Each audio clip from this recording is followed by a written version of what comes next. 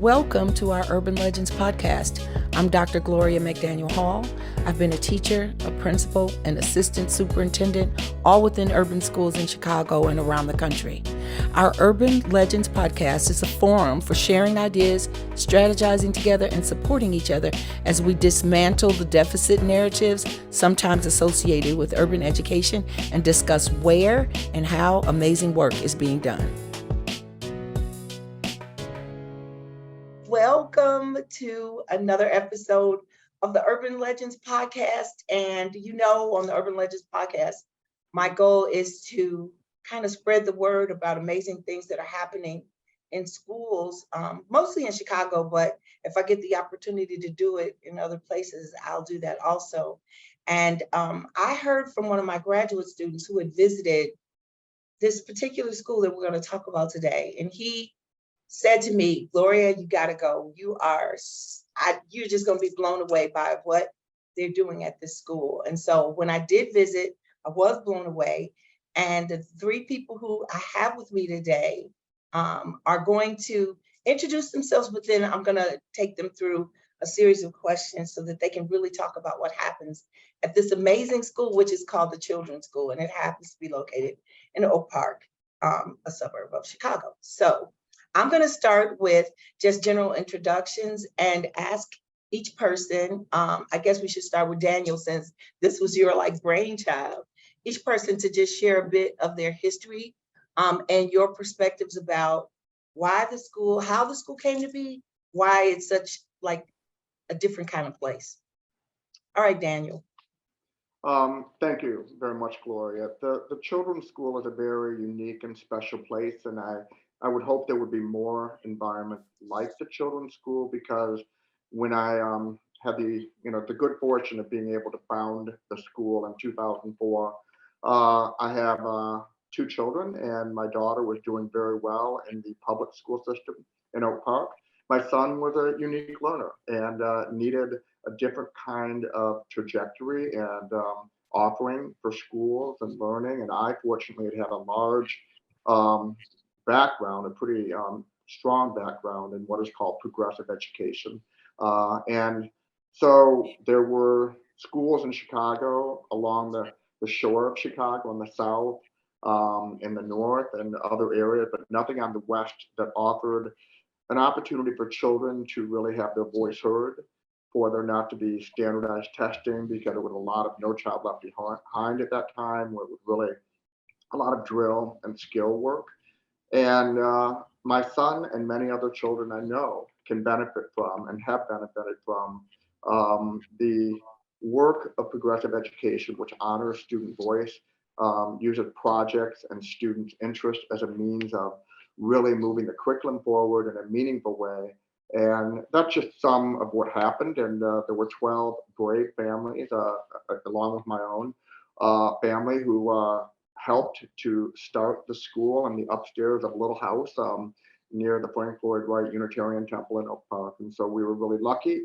It was a phenomenal set of years. Nadine Brockman, who's here with us, was one of the other teachers with me, and Christy Martin was one of those other great families who ended up becoming very, very involved with the school. Her daughter was one of the first, as well as Nadine's daughter was one of the first, my son. So a magnificent journey, and Nadine and Christy will talk more, but I think the important thing is to understand the context of the time. We had a lot of pressure on children and families to really learn by product orientation and skill-based orientation. And you put information into a child's head and they regurgitate it.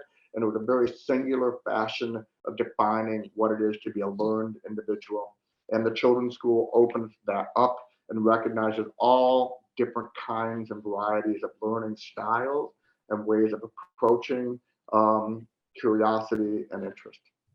That's amazing. I saw amazing things when I was at the school. And one of my big questions, and I know we'll get to it, is just how do you, and train is not the right word, but how do you get people with the type of mindset who can do that work with kids? Just be open, especially because even me as a teacher, I've been a teacher for 39 years. It seems like it would be really hard to undo that way of thinking that we just have to get children ready to pass this test. That's how we're measured. And it's too bad. I before seeing it in action, didn't even realize how that could be possible. But okay, we'll get to that. But thank you so much, Danny. All right, Nadine and Christine. So I'm Christy Martin. I'm the Director of Curriculum and Instruction at the Children's School. As Daniel said, my daughter started at the Children's School in the very first year of its existence, and I taught 2nd and 3rd grade there, and then 5th grade. So I've been here a long time. I still love to hear Daniel talk about it. And it's amazing to me that so many of the things you're talking about right now that you put into place almost 20 years ago are still so vibrant and so important for us today. The idea of student voice, and I will broaden that to think about teacher voice as well, and the idea of living truly in a democratic small d community where we make decisions together for the good of the community and for the good of each individual within the community. I think that's something incredibly profound and deep that not many people get to experience. No. But to be able to do it with and for children, it's an amazing experience. I think that for those of us who work here, I'll speak on behalf of teachers, Everybody, yes. even though they might not agree with everything I say, but I think the opportunity to really live and enact the things that we know and believe to be good for children and good for people it's just an extraordinary thing that's been created here. That's amazing. Thank you. How did you, like, when you first heard the idea, just thinking of, okay, I think this is going to be good for my own child. Like, what was that like? Leaving traditional to do this? Do you want to speak to that, Nadine? In Sure. both, you can, yes. I'm Nadine Brockman, and I am one of the kindergarten teachers right now, and I've been here since the beginning. And I think that's an excellent way to jump in. I had a child who was going to be in 1st grade, and I was pretty uncertain about where I wanted her to be. And I have 4 children, and during my time at home with my children, I had ideas about what is best practices for children, and then was working in a play-based early childhood center when I met Daniel and heard that he was going to continue what was already being done in this play-based environment and extend that into K through 5. And for me, thinking about my own child, that was really exciting. And actually, that's how I stepped into the school, more thinking about the best place for my youngest child. And the idea that this school would be educating my child in the similar way that I had practices at home with my own children was really exciting to me. And honestly, I didn't know anything about progressive education except for the, 10 minutes that we discussed in my introduction to education class. And so the more and more I sat with Daniel and talked and became more and more excited about what was going to happen, the more excited it became. And what I would say is that it changed me as a person. You talk about how do you get trained in this. I was fortunate to spend 2 years with Daniel by his side, watching, joining, jumping in. That was the best education. And I think we have found that that kind of modeling continues in our school with our associate teachers. And I think that's a nice way for people to step into being part of our school, is that thing I had the luxury of, is being with Daniel for 2 whole years and watching. I think listening to you all is making me rethink the way we even train teachers in general. Like, maybe what we do with teachers should be more on the progressive education model. Like, when you're in teacher training, like, what if you learned this way as an adult to just like use your choice and your voice?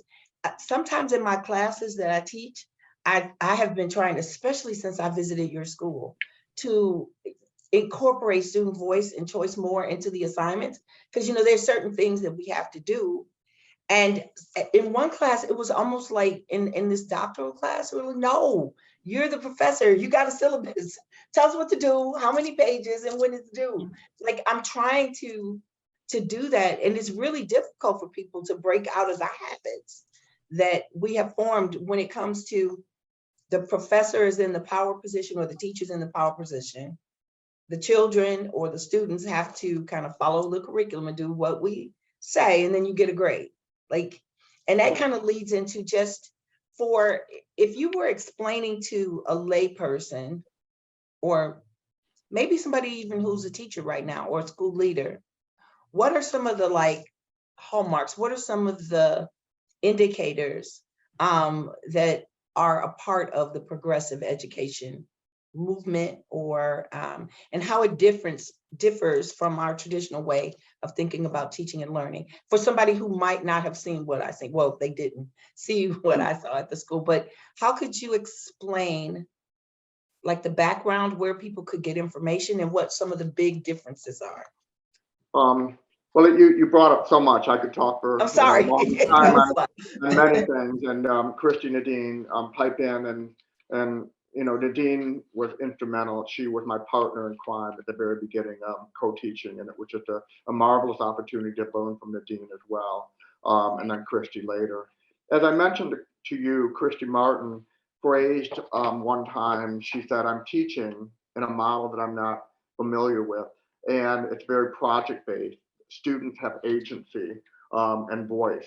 And you mentioned teacher training, and I think we fall back on the very product orientation of, these are the outcomes, and we teach toward the outcomes, and it's a very easily measured metric. There's A, B, C, D.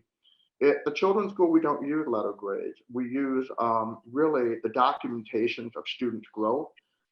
Student learning is formed from ideas that students bring to the table out of their energy and their excitement and their curiosity. We integrate math, science, social studies. All those things are part of the unit of study, a project.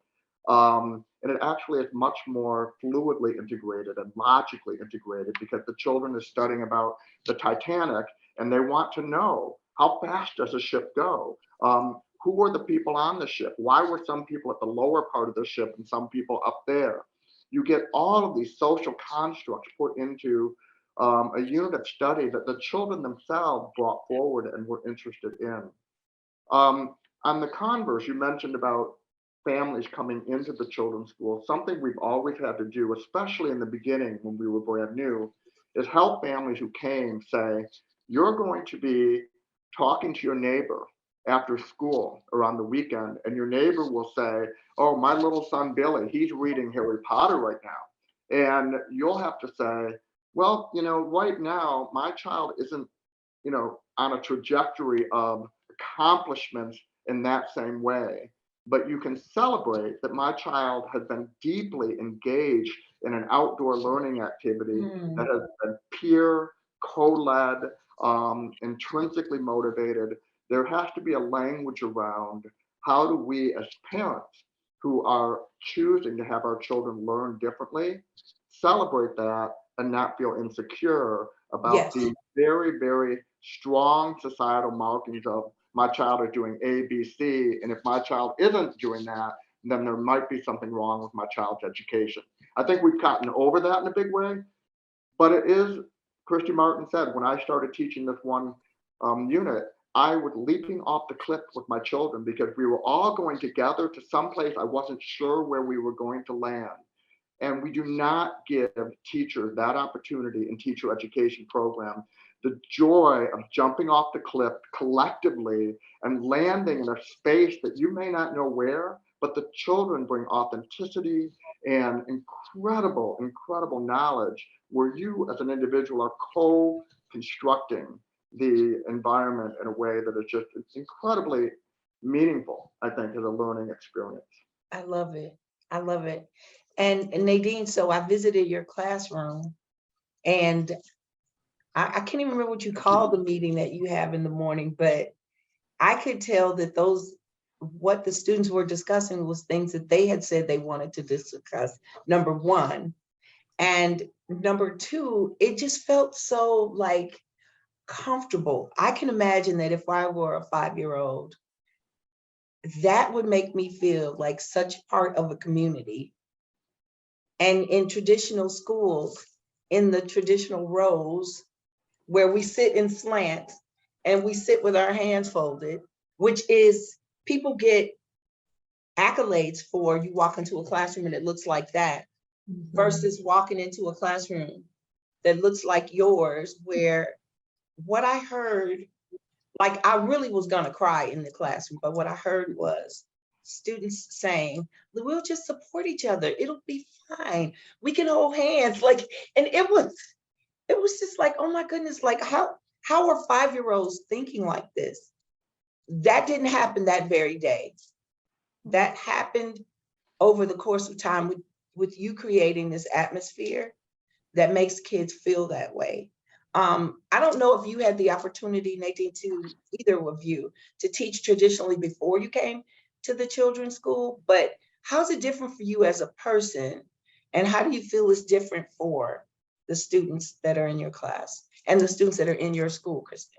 Like I said, I feel like it changed my life. I didn't even think anything like this was possible. I was raised very traditionally in a traditional environment. And as you can tell, I don't like speaking up. And I think I sat in the back of the class. I figured out how to make the system work for me. And I was fine and I was successful.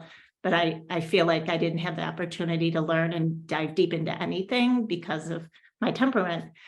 And being with Daniel and learning all the possibilities, I quickly learned that I wanted to create an environment for the students in my class to allow everybody in there to be their best selves, and to take something that also, to add to that I learned from Daniel, is that everybody's working on something. So in addition to wanting to make a classroom where everybody gets an opportunity to shine and be their best selves and bring forth whatever they want to, we don't shun somebody to a corner when they're having a hard time, because we all are working on something. And that was, for me, that was life-changing. And I did learn that from Daniel. And I think in other environments, I was always dismayed by how kids were either punished or meant to feel ashamed, Yes. because they weren't living up to certain standards, or they couldn't keep up, or they maybe were struggling. And so that doesn't exactly answer your question, but to set the stage with a group that everybody's working on something, even me, we're here as a community to support each other, and what can we do, and to allow time and space to have those conversations. I think then you get to this place, and I can tell you this group would sit we could go move for a half hour and they would sit and have these conversations. They just want to talk. They take good care of each other. It's part of their fabric. And sometimes I'm surprised when I look at the clock, like, oh my gosh, we've been here for a half hour. And sometimes they don't want to stop. And I think it's just allowing time and space for those conversations, and honoring and making sure that we're talking about what they want to, but also whatever comes of those conversations, we show them the next day. It's there, it's out, the materials are there, or we put systems in place that they suggested. And then we say, like, okay, oh, that didn't work. Well, let's come back and talk about it. What can we tweak? And that takes risks. I mean, we're taking risks in those kind of conversations and teaching them that it's okay. If it doesn't work, we'll come back and we'll discuss it some more. And I think that's also off topic, but I think that's another one of my favorite things, is that as a teacher, we're encouraged to take risks, and we teach children that it's okay to take those risks. And that's so freeing as a teacher. So one of the situations you described, the little guy whose conversation we were having that day, you told me that while you all were practicing for the assembly or for their presentation, that they were kind of like off task, and you kind of dug into like the reason behind that. And it was that they just were like nervous because it was their first time and they wanted to talk about it, which blew my mind. But I also was very sad because in a lot of cases in traditional school, when people are off task, and they're off task for the same reason, like they're nervous about something or frightened of something or haven't done something before and unsure of how to proceed, those kids who did that would have been sent to the office and would have been in trouble. Yeah, yeah. But the complete opposite. So they learn if I'm scared of something and if I'm showing out, like the result is I get in trouble, versus at your school, I'm going to, as the teacher, ask you what's going on and then bring it forward for us to have a conversation. Like, what a different world, what a different school system we would have if kids could actually feel free to voice when they're scared about something. Yeah. And we never even know that they're frightened of something. We're just dealing with the behavior and not just, so it just really made me sad that I know that there's kids who are like getting suspended or getting their parents called because of a simple act that you took care of in a classroom discussion with students that are 5 years old. Like, it's amazing. I totally agree with that. And I am also sitting here thinking, why do we need progressive ed for that? Like, to treat people with humanity and to look at their whole selves and not see them as some kind of test score or number, and not this one's really hard, not seek to control them, right? We're not here to control children and to make sure that everything they do is in these boxes, whether academically or behaviorally. And the result of that is something, Daniel, you've talked about a lot. It's messy, right? Progressive education and a school that really honors people's, children's and adults' humanity is not going to be orderly all the time. It's not going to be simple all the time.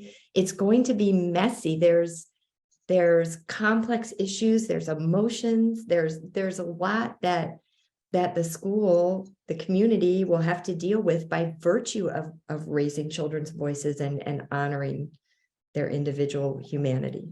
And teachers' voices. I can't imagine. I was a principal, and when you were talking about that, I'm like, yikes. Listening to teachers' voices, like, you okay. Because we don't, like, we're told by a superintendent what has to get done. We filter it down and say, look, people, this is, and as nice as I am and people love me, like, there wasn't a lot of options in some of this stuff. Like, we had to do what we were told. And I'm sure that there were other ways of getting done some of the things that we got done. But at the end of the day, nothing mattered other than the test scores we got. Right. Either a good year or a bad year based on those numbers that were published in the Sun-Times. And that's terrible.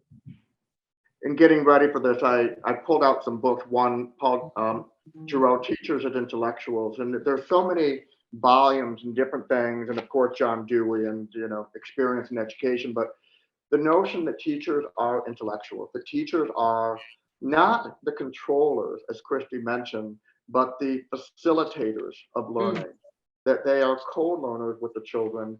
That messiness you mentioned, Christy, I used to always talk about when we toured parents through the school, a few years into the school, we would say, this is not a quiet, this is a noisy place, but the noise is constructive. The noise is purposeful. So I always called it organized chaos. So in a way, when you brought a parent into a classroom, they saw so much going on, but the teacher, like Christy and Nadine and all the others at the children's school, could say, in this corner, there are children investigating physics, using these particular tools. These children over here were really interested in doing a dramatic interpretation of the publishing story that they did. So behind all the noise is constructive, thoughtful work that is not necessarily controlled by the teacher, but is facilitated and orchestrated in such a way that the music is marvelous. It really is. It was marvelous. When I saw students cooking in the diner for the event, I was the school is amazing. Okay, so if you had to describe a success story, and I don't even know how I define success story, but of a particular teacher or student or family that's happened over the course of the history of the children's school, does something come to mind? Other than your own success stories, because you all, to me, are like the success story of the children's school, but like either someone maybe who wasn't a believer and then like was transformed. Even when we went to lunch, there was a former student of yours in the cafe who looked like she was a college student. I'm not sure. But I know you have a lot of success stories. You have to. Can I bring up one? And I know Christy and Nadine, you have many, many also. The very first year or second year, maybe, we had a child who had a real tough time organizing himself and really projecting ideas. He was very mathematical. And every week we had a publishing party. The publishing party is, even as kindergartners, they would dictate it to the teacher if they couldn't write it themselves, where they would take whatever stories they had written, and 1 week, you're not asked to write a story every week, but at some point, children finish enough story to sit down and have a child read their story. And then the children are listening and they give feedback to the child, usually 3 positive things. What did I like? What was interesting? What was engaging? And this one child his head was so full with math that his stories were once upon a time 3, 4, 5, 6, 7, 8. Then I went to the 8, 9, 10, 12, 13, 14 block. Yes. He wrote these stories, but he sat there and he published that story.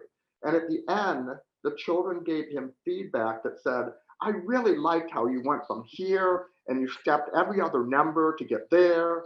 And he got feedback throughout the year that let him feel that he was a published author, even though his stories were so mathematically jumbled. Yet by the end of the year, going into the next year, all of a sudden a light bulb went off and he was able to translate words and numbers together. And he wrote a story that was cohesive. And instead of getting negative feedback all along the way, like, oh, you really aren't able to have a constructive, beginning, middle, end, he felt he was a published author throughout the entire year. And then it came together, and that story, that first one he wrote, where it really did have a cohesive structure, it was like, yeah, I'm a published author. What is the big deal? But for us as adults to watch that and to see the children celebrate it and understand it, that's the beauty of having curriculum that is not singular and finite and under one distinct model. It's allowing the voice of the child to be the engine, and having circumstances in the classroom that allow for that engine to keep moving forward as you work with the child, parents, to tweak it so that when there is success, it's not like a huge leap, it's a natural progression of learning. And that was just a phenomenal moment to me, watching him move from a very decomposed story writing and yet feel very much he was a writer the whole time. That's awesome. Okay, Nadine, Christy, you got something? Maybe a teacher success story. I don't know.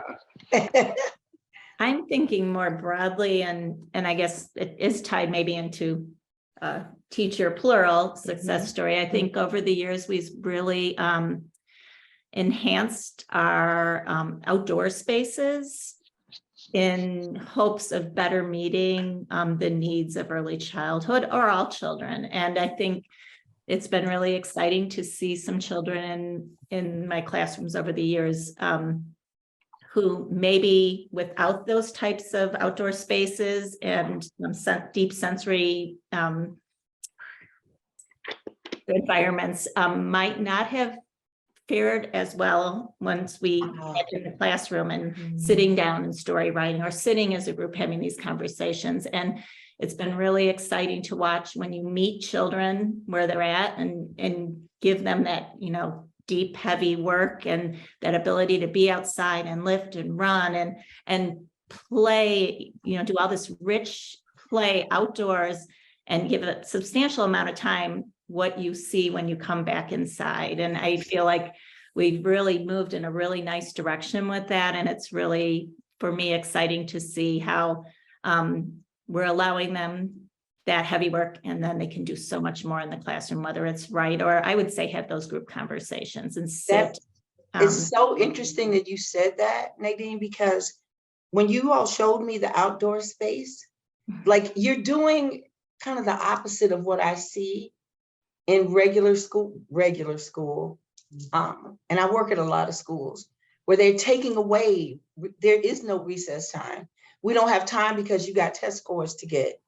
So there is no outside time. Even when it's warm out, we don't get to just be outside and play, even if there's a playground area. And you're creating outdoor spaces to accommodate children being able to express themselves, think differently, think outside of the box, get exercise, like all those things that we know they need.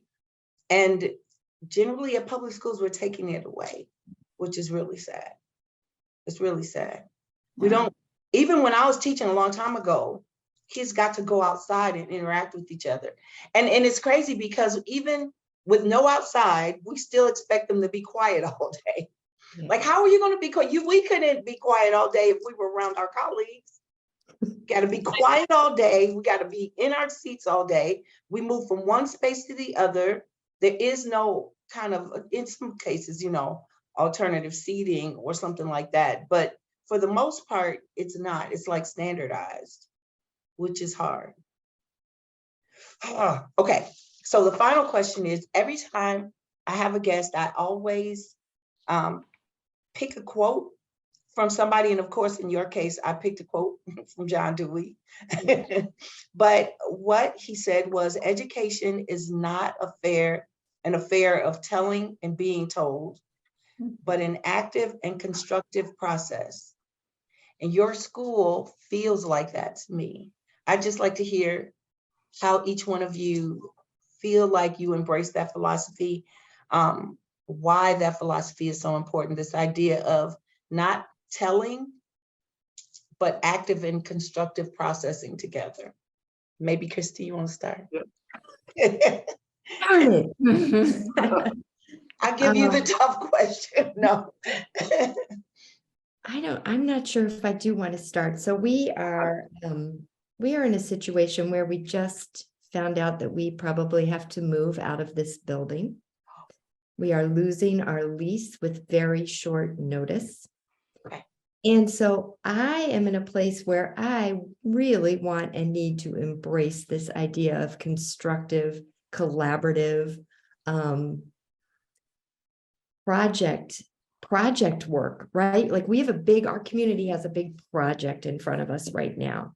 And what I will say is I feel a tremendous amount of trust in the process and in the people that we will, and it is like doing a project with second and third graders, right? We're going to study dinosaurs. I don't know what we're going to learn. I don't know what we're going to make. I don't know how we're going to demonstrate what we have learned, or how long it's going to take, or what materials we will need. But I am confident that we will leave here knowing a whole lot about dinosaurs and having asked and answered some really good questions for ourselves, and have something thoughtful and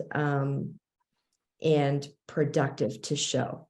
So there's a tremendous amount of trust in the process. This is also something, Daniel, that you talked about from day one. Mhm. There's a tremendous amount of trust in the people, right? I've been thinking about this too. Nadine, you trust your class. When you bring an issue, you trust them to treat it with compassion, with respect, and to really be serious about it. I was thinking about it, Daniel, when you visited the other day. We can trust our students. If I say, do you have any questions for the founder of our school? They are going to have serious, respectful, and great questions for you. Deep questions, yes. Questions.